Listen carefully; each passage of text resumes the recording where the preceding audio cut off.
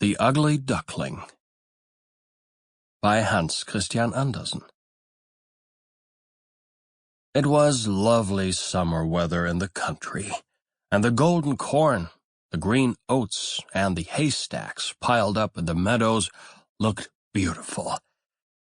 The stork, walking about on his long red legs, chattered in the Egyptian language, which he had learned from his mother. The cornfields and meadows were surrounded by large forests, in the midst of which were deep pools. It was indeed delightful to walk about in the country.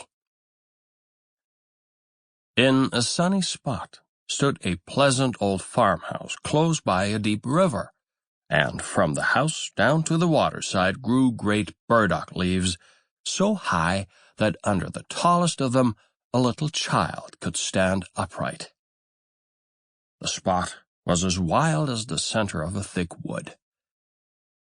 In this snug retreat sat a duck on her nest, watching for her young brood to hatch. She was beginning to get tired of her task, for the little ones were a long time coming out of their shells, and she seldom had any visitors. The other ducks liked much better to swim about in the river than to climb the slippery banks and sit under a burdock leaf to have a gossip with her.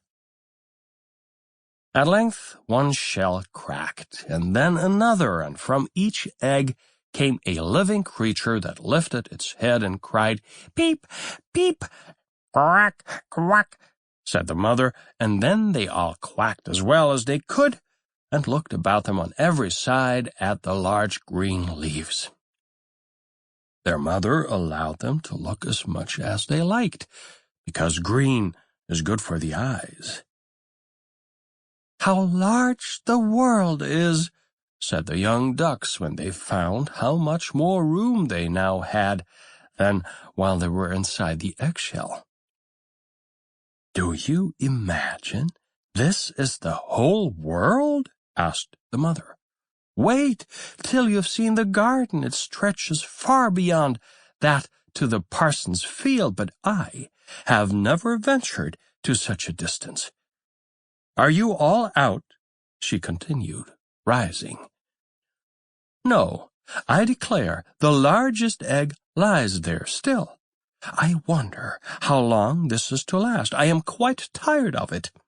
And she seated herself again on the nest. "Well, how are you?" Sample complete. Ready to continue?